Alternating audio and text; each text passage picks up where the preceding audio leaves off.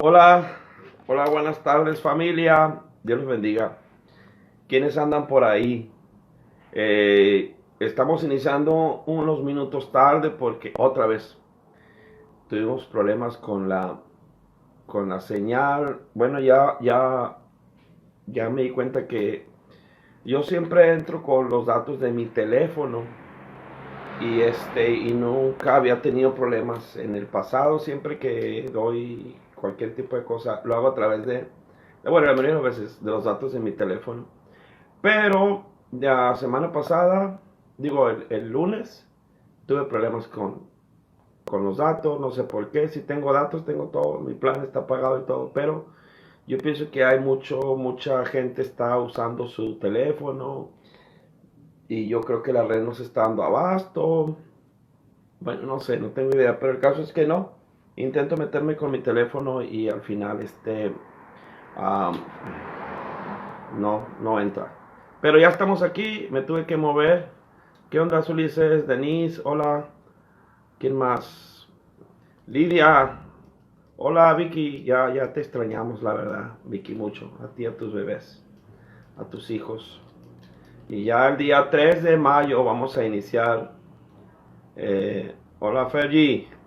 El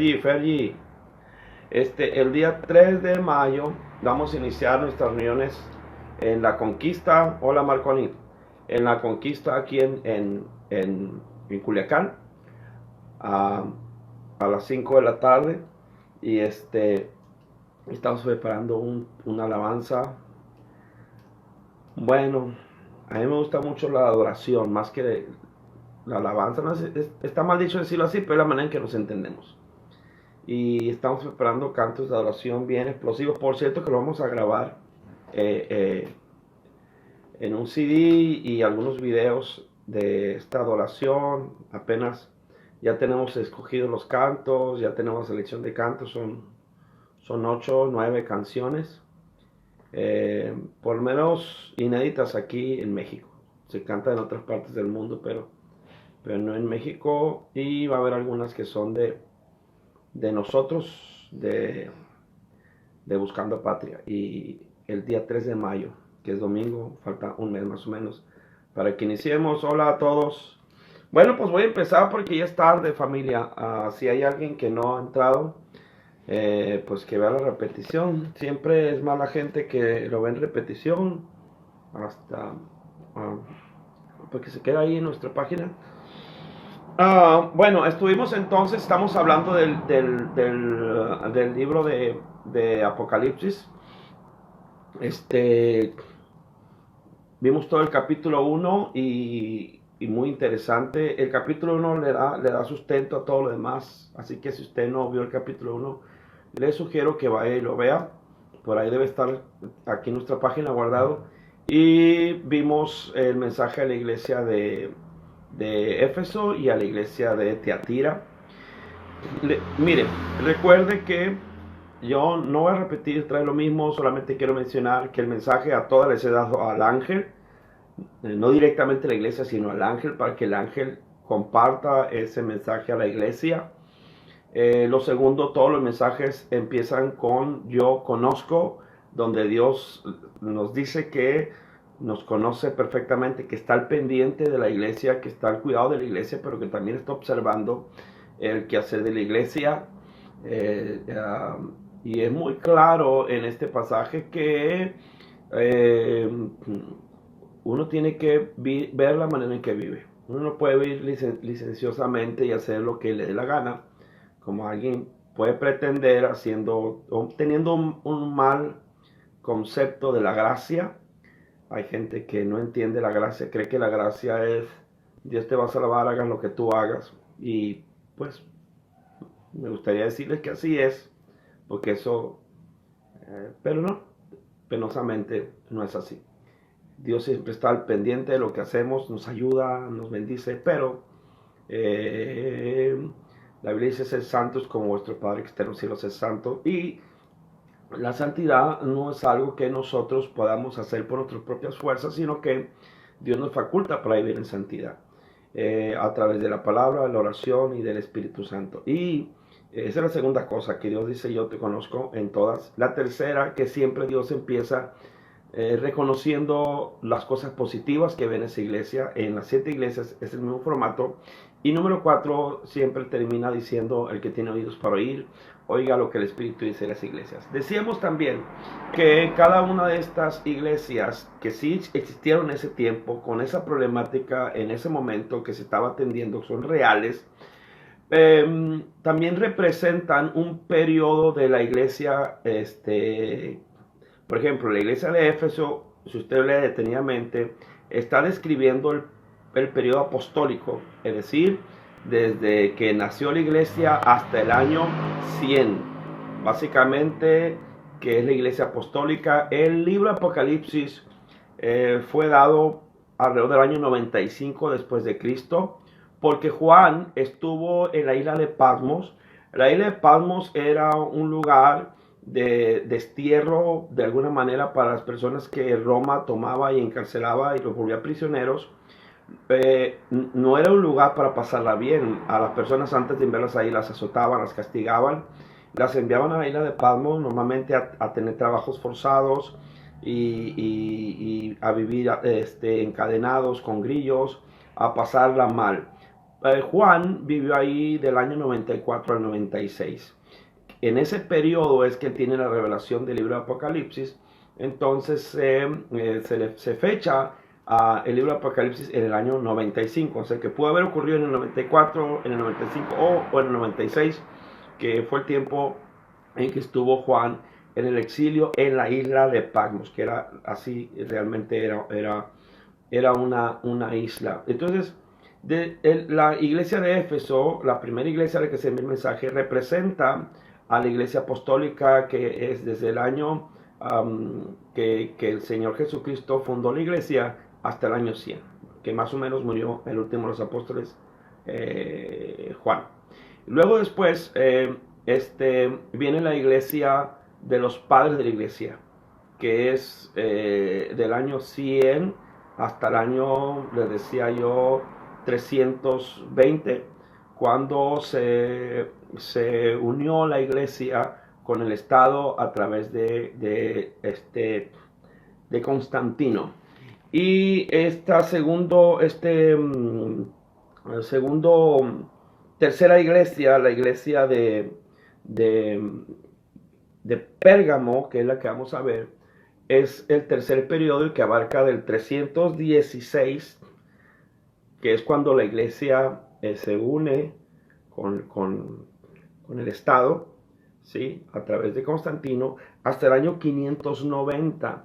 En el año 590 hubo unas, en el año 316 nace lo que se conoce como la iglesia católica, apostólica y romana, cuando la iglesia se une al Estado con Constantino, al Estado romano.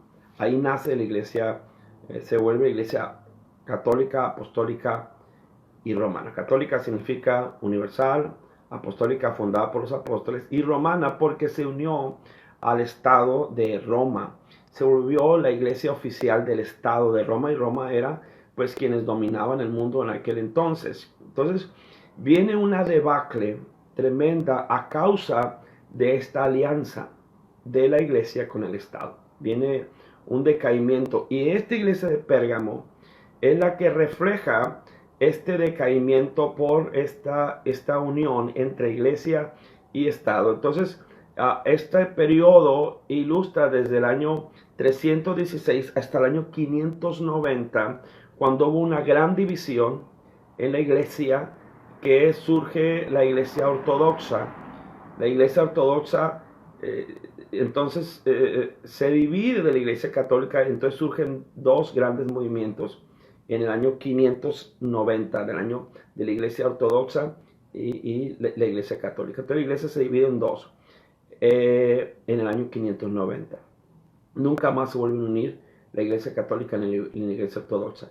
Esta iglesia de Pérgamo nos va a hablar del tiempo en que escribió cosas que pasaban en Pérgamo y que nos ayuda a nosotros.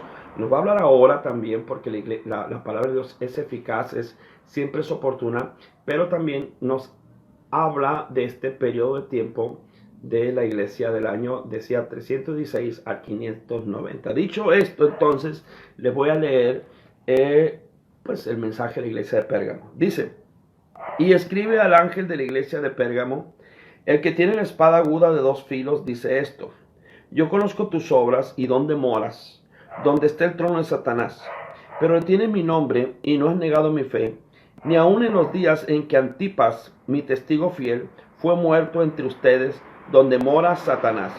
Pero tengo unas pocas cosas contra ti, que tienes ahí a los que retienen la doctrina de Balaam, que enseña a Balac a poner tropiezo ante los hijos de Israel, a comer de cosas, sacrificadas a los ídolos, y a cometer fornicación. Y también tienes a los que retienen la doctrina de los nicolaitas, los que yo aborrezco. Por tanto, arrepiéntete pues, si no, vendré a ti pronto, y pelearé contra ellos con la espada de mi boca. El que tiene oídos, oiga lo que el Espíritu dice a las iglesias. Al que venciere, daré a comer del maná escondido, y le daré una piedrecita blanca, y en la piedrecita escrito un nombre nuevo, el cual ninguno conoce, sino aquel que lo recibe. Bien, la palabra, escuche, es muy importante esto, que la palabra Pérgamo significa casamiento mixto. La palabra Pérgamo significa ¿qué? Casamiento mixto. Eso significa, y va a ser muy relevante que entendamos esto, que lo tengamos en mente entre tanto que estamos haciendo el estudio de esta iglesia. Acuérdense que la Biblia dice que nosotros no debemos de unirnos con yugo desigual, ¿sí? ¿Y qué fue lo que pasó? ¿Qué fue lo que pasó entre la iglesia y el Estado? Que hubo un matrimonio en el año 316 por una visión que supuestamente tuvo Constantino, y en esa visión él hace una alianza con la iglesia para que la iglesia cristiana viniera a ser la iglesia oficial del Estado de Roma. Es decir, no eran ya otras religiones paganas como las que había, la adoración a Zeus o la adoración a Diana o Artemisa, sino que Roma, en todas sus provincias, en sus ciudades, en sus países donde dominaba, estableció en cada ciudad a la iglesia cristiana como su iglesia oficial, como la iglesia que adoraba el César, el emperador, como la iglesia que tenía de manera oficial Roma. Entonces hay un matrimonio entre la iglesia y el Estado. Por eso Dios le envía este mensaje a esta iglesia. Se llama Pérgamo, que significa matrimonio mixto, o también pudiéramos interpretar matrimonio desigual. Ahora, acuérdense que hablamos de la importancia de las diferentes ciudades. Decíamos que Éfeso, como se adoraba ahí a la diosa Diana, era una ciudad, era la capital religiosa. Era la capital religiosa del Imperio Romano. Le decíamos que la que dimos, Esmirna, era la capital política del Imperio Romano. Y esta Pérgamo era la capital cultural del Imperio Romano. Pérgamo era una ciudad que se le conocía como la ciudad ilustre. Así se decía, la ciudad ilustre. Era una ciudad, se supone, muy educada. Era una ciudad de gente muy intelectual. Ellos tenían una biblioteca. Escuche, Pérgamo tiene una biblioteca de más de 200,000 pergaminos. Imagínese usted, una biblioteca de más de 200,000 pergaminos. Así que tenía la biblioteca más grande de su tiempo. Entonces, si Éfeso era la capital religiosa, si Esmirna era la capital política, Pérgamo era la capital cultural. Era una ciudad donde había mucha cultura, donde había mucho entendimiento, mucho desarrollo intelectual. Y entonces tenía este renombre, y se le conocía como la ciudad ilustre. Diríamos, no sé, en México, quizá la ciudad de Puebla, que es una ciudad muy cultural, es una ciudad eh, muy educada. Es una, bueno, lo poco que yo conozco de Puebla, quizá una ciudad como esa, eh, Monterrey a lo mejor sería una capital económica, eh, pero esta Pérgamo representaba la cultura del Imperio Romano. Entonces, dice aquí, escribe el ángel de la iglesia de Pérgamo, el que tiene la espada aguda de dos filos, dice esto. Miren, había diferentes liderazgos políticos que eran establecidos por el Imperio Romano en las diferentes ciudades. Pero no todos los liderazgos había liderazgos que tenían facultades políticas, facultades económicas, pero no todos tenían facultades de espada, de emitir juicios, inclusive de poder tomar a gente y encarcelarla, tomarla presa o en su caso hasta usar la espada para matar a alguien. El procónsul de la ciudad de Pérgamo era una ciudad tan importante que el procónsul de la ciudad de Pérgamo tenía espada. ¿Qué significa eso? Tenía autoridad para emitir juicios y condenas de cualquier naturaleza para quienes quebrantaran la ley y la adoración a César. Entonces, cuando el Señor le dice a Pérgamo, yo soy el que tiene, aquí está, el que tiene la espada aguda de dos filos, dice esto, se está haciendo referencia a Dios, a que si en esa ciudad estaba facultada para emitir algún tipo de juicio con espada, el procónsul, Dios le está diciendo, el que tiene la espada soy yo, el que tiene la autoridad soy yo, y el que emite juicios soy yo. Digamos que había otras muchas ciudades grandes, donde se emitían juicios, donde había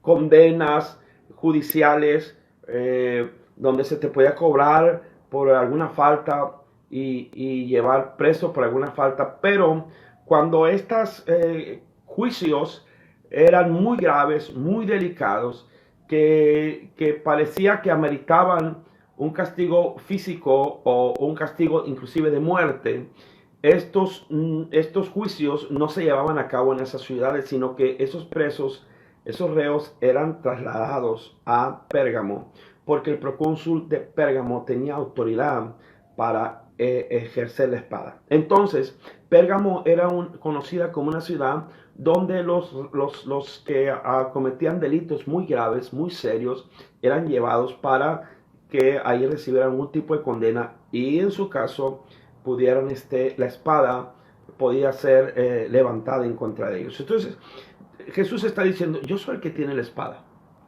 yo soy el que tiene la autoridad, no es tu procónsul. Ellos piensan que es su procónsul, pero yo soy el que tiene la espada. Y sigue diciendo aquí, yo conozco tus obras y dónde moras, donde está el trono de Satanás, pero retienes mi nombre y no has negado mi fe. Fíjese, dice aquí que yo conozco tus obras y moras donde tiene el trono Satanás. Usted debe saber que esta ciudad de Pérgamo fue la primera ciudad donde se levantó un templo para la adoración a César. Entonces, luego se levantaron en muchas otras partes, pero la primera ciudad que levantó un templo para adorar a César como si fuera Dios fue Pérgamo. Entonces por eso Dios dice que yo conozco y tú moras donde está el trono de ¿quién? De Satanás. Cualquier persona que trata de usurpar la gloria que le pertenece a Dios, entonces es considerado como Satanás. Es decir, la esencia de Satanás es que Satanás siempre ha querido y quiere y va a querer ocupar el trono de Dios. Él dijo, yo me subiré y pondré mi trono a un lado del Altísimo. Y entonces cuando César levanta un templo para ser adorados, entonces él tiene el espíritu de Satanás. Él quiere recibir la adoración que solamente Dios merece. Y entonces una vez al año la gente de todo Pérgamo tenía que ir al templo y ofrecer incienso a César. Ahora, él no reclamaba ser la única persona adorada, sino que lo que ellos hacían era que cada persona, cada habitante de Pérgamo, una vez al año iba, ofrecía incienso al César y luego ya eso le permitía el resto del año adorar a quien le placiera, a cualquier otro Dios. Pero primero tenía que ir y ofrecer incienso en el templo a César y decir: César es el Curios. Curios en el griego es Señor. César es el Curios. Y entonces esto era algo que la iglesia no hacía. Esto era algo que la iglesia no, entonces tenía problemas. La iglesia de Pérgamo empezó a tener problemas porque no reconocía a otro que no fuera Jesús como su Curios. Y entonces le sigue diciendo ahí: yo conozco tus obras y dónde moras, donde está el trono de Satanás, pero retienes mi nombre y no has negado mi fe, ni aun en los días de Antipas, mi testigo fiel, muerto entre vosotros, donde mora Satanás. Antipas fue un líder de la iglesia. Es lo que Tertuliano es uno de los padres de la iglesia. Los padres de la iglesia fueron escritores que surgieron después de los primeros apóstoles, después de la segunda generación de apóstoles, y ellos escribieron lo que era la historia oral. ¿Qué es la historia oral? La iglesia contaba relatos, hablaba historias de personajes, de líderes, de pastores que no se encuentran en la Biblia, en el libro de los Hechos, porque ellos fueron posterior al último escrito, que es el de Apocalipsis, en el año 100. Personas que escribieron relatos de la tradición oral de la iglesia. Es decir, cosas que la iglesia contaba, historias reales que la iglesia contaba y que se iban transmitiendo de generación en generación. Y entonces Tertuliano recoge el testimonio de este Antipas de Pérgamo, y dice Tertuliano que Antipas, por no obedecer, a adorar a César, es tomado y es metido en un toro de hierro, es decir, una estatua fundida de hierro, que era un toro, que era hueca por dentro, y que fue metido ahí en ese toro, que era como una escultura, y fue metido Antipas ahí, y entonces que lentamente fue asado dentro de ese toro. Así murió Antipas. Es decir, imagínese usted la muerte de este hombre, que toman un toro de hierro fundido que está hueco, y lo meten ahí y lo cierran y luego lo ponen al fuego y empieza a cocerse dentro de ese toro lentamente. Dice Tertuliano, uno de los padres de la iglesia, que así murió Herodes Antipas. Así que imagínese usted lo que era enfrentarse, lo que estaba viviendo la iglesia de Pérgamo, al enfrentarse a no querer adorar al César, y que era, dice: yo sé que tú ahí vives donde Satanás tiene su mismo trono, porque en ninguna otra parte se había levantado todavía un templo para César, sino en Pérgamo, y en ninguna otra parte fueron tan severos contra aquellos que no adoraran al César. En otras ciudades se les exigía que confesaran y dijeran: César es el Curios. Pero en el caso de Pérgamo había un templo donde las personas tenían que ir y confesar que César era el Curios. Y el procónsul tenía espada. Eso no pasaba en todas las ciudades. ¿Qué significa? Que el procónsul tenía facultad de matar, de emitir juicio. Por eso Jesús dice: yo soy, tú procónsul piensas que eres el que tienes la espada, pero el que tiene la espada soy yo. Yo soy el Señor y yo tengo la espada. Y entonces sigue diciendo aquí, dice aquí: y aún en los días en que Antipas, mi testigo fiel, fue muerto entre vosotros, donde mora Satanás. Ahora, hay que hacer una diferencia entre el trono de Satanás y donde mora Satanás. Y es una diferencia muy sutil, porque cuando él dice el trono de Satanás, claramente se refiere al César. Pero cuando dice donde mora Satanás, ahí se refiere ya a un demonio, porque el César no moraba ahí en esta ciudad. El César pues básicamente estaba en Roma, pero quien moraba ahí era un demonio. Recuerde que Pablo dice a los corintios que los ídolos nada son, pero detrás de ellos hay demonios. Y ahí se adoraba a Zeus y a Atenea, estos dos dioses, pero el más fuerte era Zeus. Frente al dios Atenea estaba erigido en un lugar alto como de 15 metros, como una peña. Estaba la adoración que sobresalía en la ciudad de manera extraordinaria, la imagen de Zeus. Entonces, fíjense, adoraban al César en su templo una vez al año, decían, César es el Curios, y luego se iban a adorar o a Atenea o a Zeus, aunque el prominente era Zeus. Entonces, en Zeus moraba un demonio, un espíritu. Entonces, por eso dice Dios, es donde está el trono de Satanás, refiriéndose al César, y luego dice, donde mora Satanás, refiriéndose a un espíritu de idolatría llamada Zeus. Y es muy importante que note usted que, escúcheme, decíamos que Pérgamo significa matrimonio mixto. Decíamos que Pérgamo representa a la iglesia del año 316 al 590, que básicamente empieza con el matrimonio de la iglesia con el Estado, hasta el año 590, cuando hay una división de la iglesia y se vuelve la iglesia ortodoxa y la iglesia católica. Ojalá que usted entienda el razonamiento. Entonces hay dos tronos. Un trono político, que es el de César, y un trono religioso, que es el de Zeus. Un trono político y un trono ¿qué? Religioso. Cuando nosotros nos unimos en yugo desigual, ¿qué fue lo que sucedió aquí? Hubo un yugo desigual. La iglesia no debió nunca unirse al Estado. Y entonces establece un trono político y un trono espiritual. Un trono espiritual, pero maléfico, un demonio. Entonces, en este matrimonio. Y por eso se llama Pérgamo matrimonio mixto. Y por eso tenemos aquí el trono de Satanás y donde mora Satanás.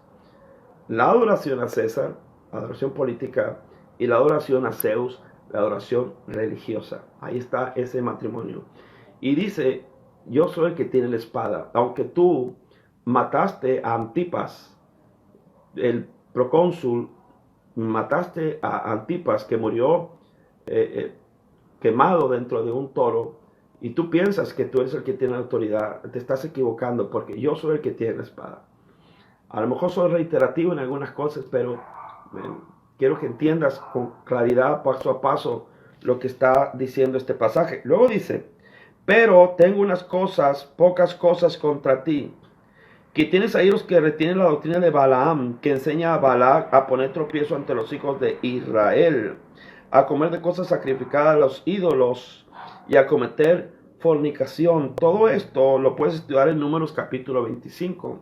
Como Balaam era un profeta pagano, no era un profeta del pueblo de Israel, era un profeta pagano, pero que tenía cierto discernimiento del Dios verdadero. Y como Balac lo manda a llamar para que maldiga al pueblo, y por 3 veces que lo intenta, no lo maldice, sino que lo bendice, porque así Dios, nadie puede maldecir lo que Dios ha bendecido. Pero lo que hace Balaam es que se vende por dinero. Le dice a Balac, yo no puedo maldecir a Dios, al pueblo, porque Dios no me lo permite. No se puede maldecir lo que Dios ha bendecido. Pero yo sí puedo provocar que ellos mismos se busquen su propia maldición. Entonces se vuelve un asalariado de Balac. Se vende a Balac. Y él le da una estrategia a Balac. ¿Y cuál es la estrategia? Que las mujeres, escuche bien, las mujeres de acá por cierto que ellos eran descendientes de Lot, eran parientes de alguna manera del pueblo de Israel, pero eran producto de la relación incestuosa. Escuche bien, eran producto de la relación incestuosa de él. Entonces, de Lot, cuando este espíritu de incesto o este espíritu de aberración sexual permeaba, todavía seguía en este pueblo que descendía de Lot, sobrino de Abraham. Entonces, ellos adoraban a través de actos o rituales sexuales a Baal. Entonces, estas mujeres que eran entrenadas para adorar a Baal de manera con actos sexuales, fueron entrenadas para seducir a los hombres de Israel. Entonces, entrenadas por Balaam, el profeta, que era un asalariado. Entonces él va y las entrena. Las mujeres empiezan a seducir a los hombres de Israel y empieza a casarse con ellas, a unirse. ¿Qué significa Pérgamo? ¿Qué significa Pérgamo? Pérgamo significa una relación mixta, matrimonio mixto, reunión mixta, luz con tinieblas. Ya, este es el segundo cumplimiento. El primer cumplimiento fue, decíamos, la adoración a César político y a Zeus religioso, lo cual se da en el año 316 con la unión de la iglesia con el Estado. Luego hay un segundo cumplimiento acá en el asunto de Israel haciendo relación con el pueblo de Balac. Entonces, cuando ellos lo seducen, empiezan a adorar a los ídolos y a fornicar. Son dos cosas: adoración a ídolos y fornicación. Fornicación porque adoraban a los ídolos no solamente con ofrendas, sino que adoraban a los ídolos con actos o rituales sexuales. Y es bien importante que notemos la diferencia porque hay pecados que nosotros cometemos contra Dios y hay pecados que cometemos contra nuestro cuerpo, ¿sí? Cuando nosotros, dice la Biblia que el que se une a una ramera, un espíritu se vuelve con ella. Hay una contaminación física, hay una perversión física que trae repercusiones también sexuales, aberraciones sexuales, pornografía, relaciones incestuosas, homosexualismo, lesbianismo, lo que usted quiera. Cualquier aberración sexual trae una serie de consecuencias sexuales también, de contaminaciones a nuestro cuerpo. Entonces, cuando él dice a sacrificar a los ídolos y a cometer fornicación, realmente traían ofrendas y sacrificaban a los ídolos ofrendas, dígase animales, dígase ofrendas de frutos o lo que sea, lo cual es una idolatría y abominación a Dios. Era un pecado contra su relación con Dios, pero fornicaban, es decir, también cometían actos sexuales con la idea de adorar a Baal, y eso traía contaminación en sus cuerpos. ¿Qué era la consecuencia? Todo tipo de malformaciones, enfermedades físicas y también enfermedades venéreas y el alma está completamente ligada a tu cuerpo, es inseparable. Contrario a lo que decían los nicolaitas, que decían que el alma y el cuerpo están separadas, que si tú usabas tu cuerpo para cualquier cosa, entonces el alma no se contaminaba, lo cual también es una aberración. Claro que lo que haces con tu cuerpo contamina tu espíritu, y lo que hace con tu espíritu beneficia a tu alma. Entonces aquí está, dice, ustedes sacrificaban a los ídolos y también fornicaban. Era todo en el altar de Baal, y esa era la doctrina de Balaam, ¿no? Acuérdense, estaba Zeus, la devoción a Zeus. Ahora, ¿cómo es que esta doctrina de Balaam se llegó a infiltrar en la iglesia? Bueno, porque también estaban ahí los nicolaitas. Hay una diferencia sustancial entre lo que Dios le dice aquí a la iglesia de Verás, a la iglesia de Éfeso. A la iglesia de Éfeso en el versículo 6 le dice, pero tienes esto, que aborreces las obras de los nicolaitas. Y ya explicamos que los nicolaitas era una especie de secta, licencia, en el que ellos decían, tú pues debes de probar el pecado para que lo experimentes, para que lo conozcas. Al fin y al cabo, el cuerpo y el alma están separados y lo que hace con el cuerpo no contamina tu alma. Esa era la doctrina, ese era el pensamiento nicolaita. Pero la diferencia entre Éfeso y Pérgamo, que en Éfeso era una práctica de algunos, en Pérgamo era una doctrina. No es lo mismo una práctica que una doctrina. No es lo mismo. No es lo mismo. Es decir, de repente puede haber gente en iglesia que esté cometiendo ciertos pecados pensando que están bien, pero todavía no se establece como doctrina. Es decir, ya en Pérgamo ya había un grupo que tenía este pensamiento estructurado, lo enseñaban de manera estructurada y tenían discípulos y tenían seguidores y era todo una corriente dentro de la iglesia de Pérgamo. Entonces, ¿qué hacían estos? Pues adoraban a Dios y decían, pues tú puedes ir y no te metas en problemas. Ve al templo de César y tú di, César es el Curios y no hay problema. No hay problema, nomás no lo digas de corazón, dilo de boca. Al cabo, lo que hagas con tu cuerpo no afecta a tu espíritu, dilo de boca. Y si quieres puedes ir a Zeus o Artemisa y puedes adorar y puedes practicar actos sexuales. Al cabo, eso no va a afectar tu espíritu. Y ya el domingo te vienes a la iglesia y adoras a Dios, ¿no? Con todo tu corazón. Y sales de ahí, luego te vas y adoras a César. Y luego vas y adoras a Artemisa y vas a adorar a Zeus. Esta era la doctrina de Balaam y la doctrina de los nicolaitas. Y decimos otra vez, pues se nos está pasando ahora. No sé. No sé, porque esto empieza muy sutil. Cuando a veces decimos, pues no te preocupes, tú hazlo y para quedar bien, para que no te metas en problemas, nomás no lo hagas de corazón y al cabo tú sabes que nomás estás ahí por cumplir, al cabo tú sabes quién eres y una serie de cosas muy sutiles y así empiezan. Porque en Éfeso los nicolaitas, las obras empezaban, brotaban, pero en Pérgamo ya era una doctrina.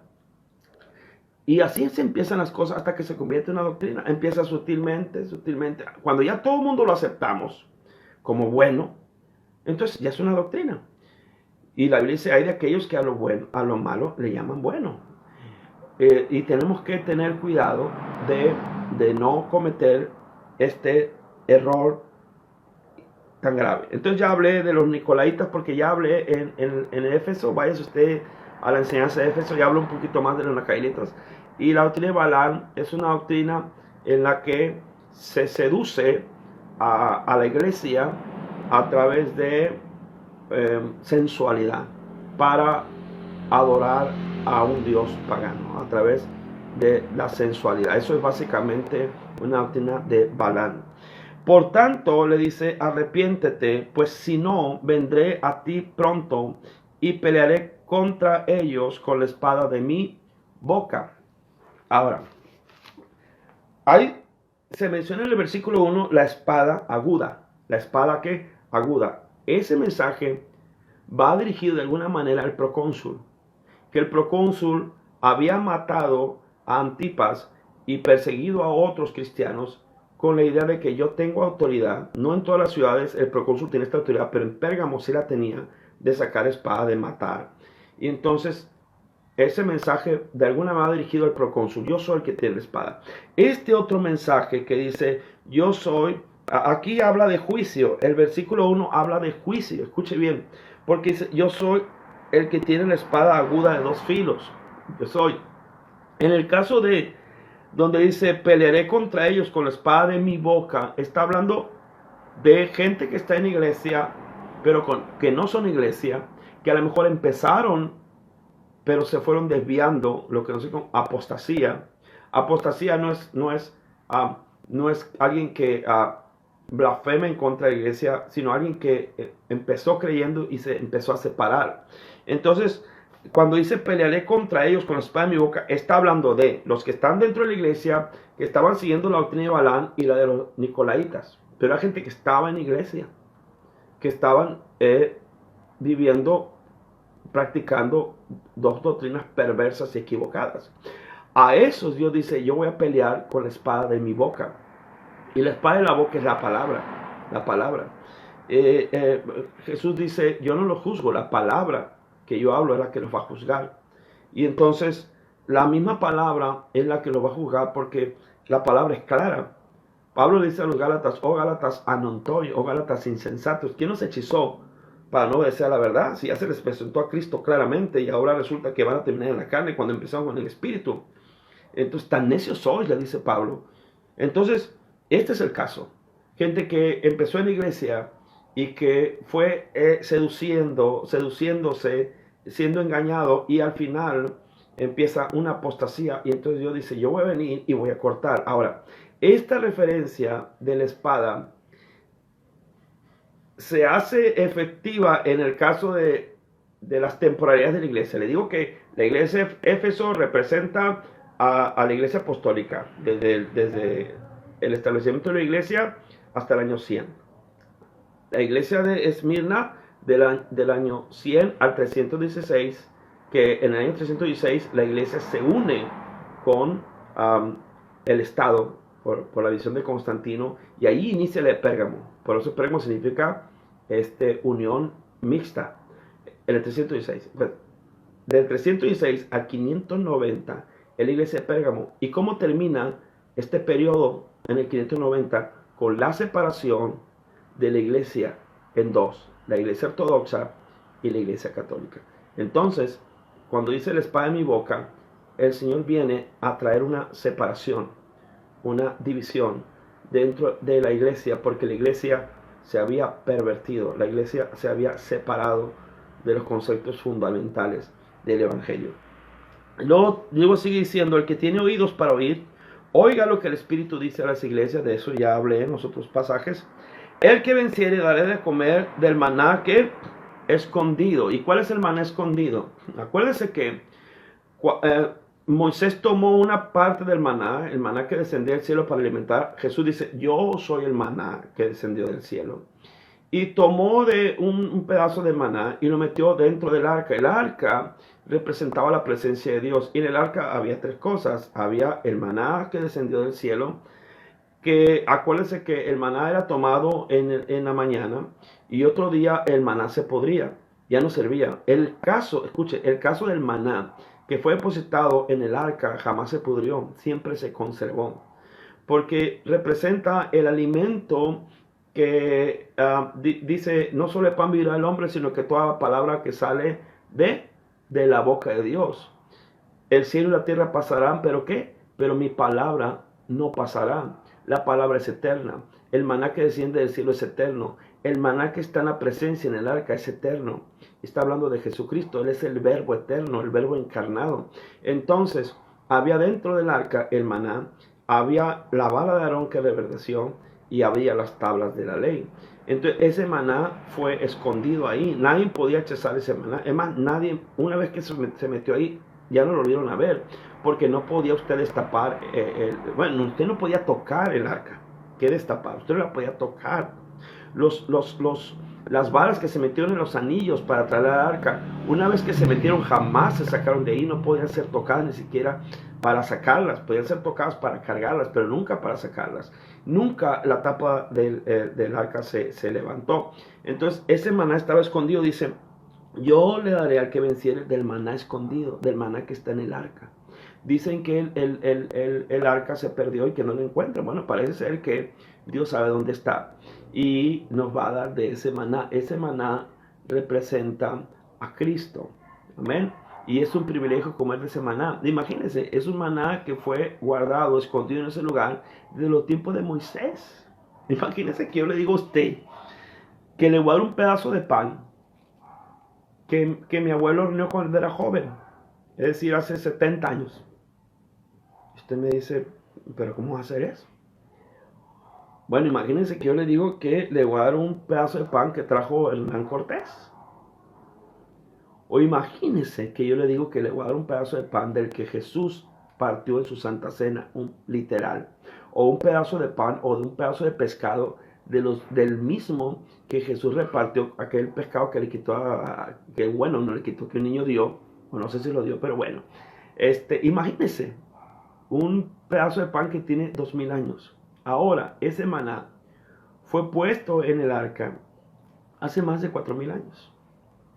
Entonces, de ese maná que fue escondido allí, que no está refrigerado, que no tiene conservadores, de ese maná el Señor nos va a participar para que nos demos cuenta cómo Dios tiene el control de las cosas para que se vuelvan perpetuas. Dios tiene control para que este cuerpo un día sea glorificado y nunca más vuelvas a envejecer. Y nunca más puedas ser deteriorado, ni enfermedad, ni vejez, ni canas, ni nada de eso. Porque vas a comer del maná. Que el maná que ha perdurado por estos, qué sé yo, 4000 años, está ahí. Y entonces que tú también puedes perdurar por la eternidad, porque Dios así es. Y sigue diciendo por último, y le daré una piedrecita blanca, y en la piedrecita escrito un nombre nuevo, el cual ninguno conoce, sino aquel que lo recibe. Bueno, hay dos interpretaciones acerca de la piedrecita. Le voy a decir las dos. Y la primera es que cuando se metían juicios, acuérdense que estábamos en Pérgamo, y en Pérgamo yo me inclino más por esta. En Pérgamo, cuando se emitían juicios, recuerde que había un procónsul y que había la gente era juzgada, y cuando había casos muy fuertes los traían ahí, porque ahí el procónsul tenía espada, tenía capacidad para hasta las últimas consecuencias. Cuando las personas determinaban, el jurado determinaba si una persona, me dicen que se fue la comunicación, yo veo aquí que está en vivo, no sé a quién se le fue. A ver, dígame que todo está bien, porque a lo mejor tengo rato hablando y alguien dígame que todo bien, porque alguien dice que se fue la comunicación, pero yo aquí, Vicky me dice que se fue la comunicación. Bueno, espero que te hayas reconectado, Vicky, que todo está bien. Todo está bien, gente, alguien dígame. Ya voy a terminar. Bien, le digo que hay dos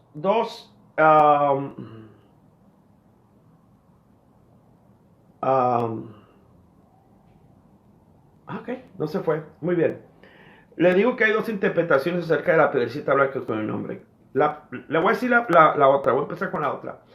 Cuando una persona ganaba en las competencias que se celebraban en los griegos, en Atenas, a los vencedores, a los ganadores, aparte de la corona de oliva, se le daba una piedra blanca.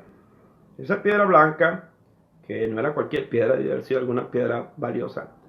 Esa piedra era un pase de vencedor. Había al final de las Olimpiadas, había al final una celebración donde solamente accesaban los ganadores, nada más. Entonces, cuando ya esa celebración se daba, los que traían la piedra blanca era señal de que habían vencido en algunas de las diferentes disciplinas y accesaba a esa fiesta de los ganadores. Entonces hay quien interpreta que Jesús toma esta figura para decir que esa piedra blanca es para los ganadores, para que entren en su reino, lo cual me parece que es factible que esa es la interpretación. Hay otra interpretación que dice que en este Pérgamo, cuando se emitían juicios, ¿no? Y acuérdense que ahí había capacidad para dar sentencias de muerte, que el jurado emitía su juicio para declarar a una persona culpable, lo hacía cada uno poniendo una piedra negra. ¿Sí? Entonces, yo decía, este es culpable, y entonces yo lo que hacía era poner en algún lugar una piedra negra. Y si yo pensaba que era inocente, ponía una piedra blanca. Una piedra blanca representaba que era inocente. De tal suerte que la piedra blanca representaba la inocencia de una persona. Esa persona era declarada inocente y libre. Entonces, en Pérgamo se tenía esta práctica cuando ella llevaba juicio y se te daba una piedra blanca. Ahora, me inclino más por esta interpretación. La otra de los Juegos Olímpicos también puede ser. Sin embargo, Pérgamo más se caracterizaba por ser una ciudad culta, pero también una ciudad de juzgados, de juicios de espada. Entonces, siento más aplicable esta segunda, en la que el Señor te dice, yo te voy a dar la piedra blanca, que aunque el procónsul o las autoridades de Pérgamo han dado piedras negras y te han declarado culpable y has sido perseguido y inclusive ha habido gente que ha muerto como mártir entre ustedes porque se les ha dado una piedra negra para responsabilizarlos y culparlos y al fin llevarlos a la muerte, yo los apruebo, yo los justifico y yo los declaro inocentes y yo los voy a premiar. Y yo les doy una piedra blanca y en esa piedra les voy a dar un nombre que nadie conoce sino el que la recibe. Hablando de que, acuérdense que Jesús dice que el mundo no nos conoce porque tampoco lo conoció a Él. Entonces cuando ellos te declaran culpable dándote una piedra negra es porque no te conocen ni conocen a tu Padre, porque si te conocieran no te juzgarían ni te condenarían. Entonces Jesús dice, yo te conozco, yo sé que eres mío, yo sé que eres mi iglesia, y yo te doy una piedra blanca y yo te justifico y yo te libero y yo te voy a bendecir y te voy a promover. Así que eso es lo que Dios tiene preparado para nosotros cuando somos fieles y que vivimos una vida aunque sea como mártires. Pero dice Dios, yo te daré a comer del maná escondido y yo te voy a entregar una piedra que te va a declarar justo, que te va a declarar libre y que voy a premiarte dándote un nombre que el mundo no conoce, pero que tú y yo conocemos. Y yo creo que ese nombre es Hijo de Dios, porque eso dice Juan, mirad con amor nos ha dado el Padre, que seamos llamados Hijo de Dios. Por eso el mundo no nos conoce, no sabe quiénes somos, porque tampoco le conoce a Él, pero nosotros le conocemos y Él nos conoce. Así que familia hermosa, Dios les bendiga mucho, les amo mucho. Nos vemos el viernes para ver la próxima iglesia y bueno, cuídense mucho, no salga, trate de estar en su casa lo más posible, salga solamente por lo necesario. Y Dios les bendiga y pronto nos vamos a ver y vamos a abrazar. Amén. Recuerden que el 3 de mayo tenemos la primera reunión en la iglesia La Conquista aquí en Culiacán y también por allá en Obregón. Espero que ese día en la mañana tengamos también nuestra primera reunión con la ayuda del Señor. Dios les bendiga, les amo mucho, Dios les guarde.